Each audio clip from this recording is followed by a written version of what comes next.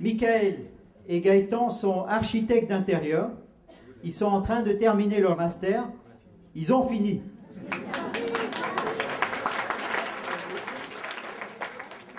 Ils ont survécu, mais ils n'ont pas de boulot. Et ils cherchent du boulot, donc ils ont 6 minutes 40 secondes pour convaincre des futurs employeurs. À vous. Donc je suis Michael Kay et voici Gaëtan Christians, donc mon collaborateur de projet. Donc nous sommes tous les deux jeunes diplômés de l'ESA à Saint-Luc en architecture d'intérieur. Donc nous allons vous présenter un des projets que nous avons réalisé dans le cadre de nos études.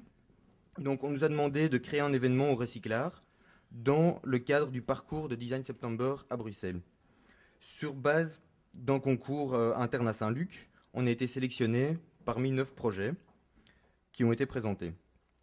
Donc le lieu du projet, c'est la salle du Recyclart, à savoir donc l'ancienne salle des guichets de la gare de Bruxelles-Chapelle, située sous les voies, donc là où nous nous trouvons actuellement.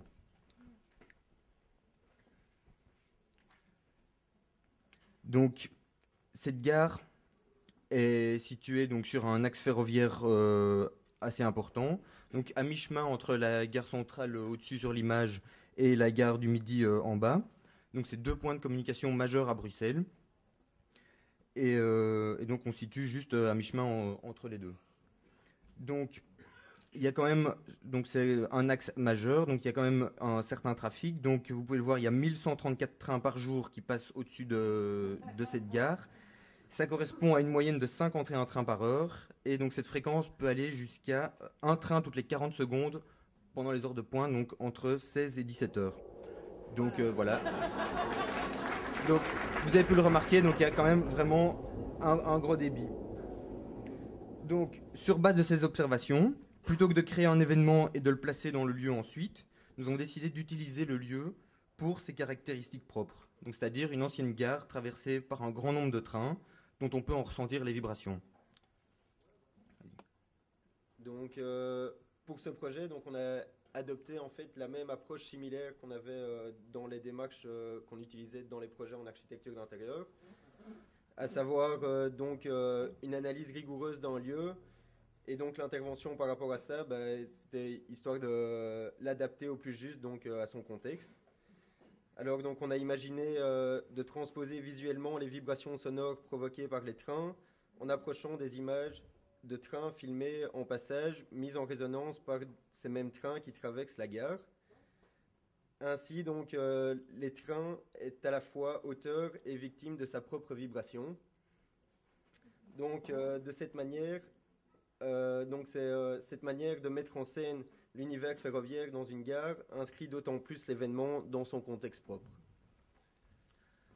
Voilà, donc au niveau de la réalisation, donc on a commencé par filmer donc un grand nombre de trains, donc pendant des heures on a des heures de bande vidéo qu'on a filmé, donc des trains ici au-dessus dans la gare, donc des trains qui passaient. Parce que normalement on aurait dû filmer en temps réel pour avoir les vibrations des trains qui passent en temps réel, mais par des petits problèmes d'autorisation, donc on a dû filmer en différé.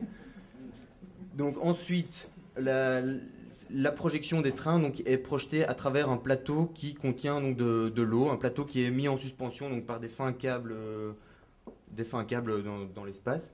Et donc cette projection traverse l'écran de verre et va s'impressionner sur le sol, ainsi que par réflexion sur les écrans que vous pouvez voir qui sont disposés en l'air. Et donc par la vibration du train, donc c'est l'image du train donc qu'on projette dans ces écrans qui va être mise en résonance quoi, par le train qui passe. Donc ce qu'on a fait donc, pour mettre en résonance donc, ces images, on a ici à côté donc, un micro qui capte au plafond donc, le bruit du train qui passe en temps réel. Donc on s'est mis sur le plafond pour avoir donc, les vibrations au plus proche. Ensuite, ces vibrations sont amplifiées à l'aide d'un amplificateur et sont retransmises dans ces plateaux à l'aide de petits haut-parleurs qui sont disposés dans les plateaux, dans l'eau directement. Donc ça permet d'avoir visuellement ces vibrations qui sont traduites. Les vibrations sonores qu'on peut entendre et qu'on peut percevoir ici dans cet espace, on les transpose visuellement donc grâce à la projection et surtout à la surface d'eau qui est dans cette projection. Voilà, donc à la base, donc il y a normalement 4 installations qui sont ici. On a dû en démonter 2 pour cet événement. Et donc on s'est implanté. Voilà, donc le but c'était d'occuper donc un maximum d'espace. Donc les installations sont assez discrètes en tant que telles, mais c'est la projection elle-même qui va créer vraiment des zones, enfin qui va définir les zones au niveau du sol. Alors, au niveau de la réalisation, mais il a fallu réaliser un maximum nous-mêmes pour des raisons de budget. Donc, il a fallu s'atteler à la tâche avec l'aide de quelques professeurs. Et donc voilà des photos donc, de ce lieu-ci avant qu'on ait tout démonté. Donc, on peut très bien voir donc, les projections qui créent donc, des zones spatiales dans cet espace ici.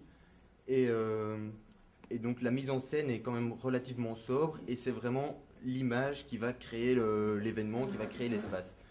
Et donc c'est le fait d'avoir un train qui passe qui va créer l'événement. Donc c'est une manière le train est donc à la fois acteur et spectateur, il est à la fois auteur et victime donc de son propre événement, de sa propre vibration. C'est une manière d'intégrer réellement donc, le train et la gare dans l'événement.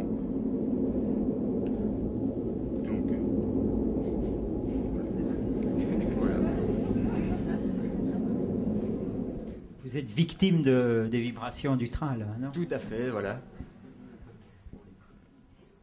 Voilà, donc on aimerait tout particulièrement remercier toutes les personnes qui nous ont aidés donc, à mettre tout ceci en place. Donc l'équipe de Recyclard, la direction de Saint-Luc et tous les étudiants qui sont venus nous aider sur place pour le montage. Donc voilà, merci à tous et merci pour votre attention.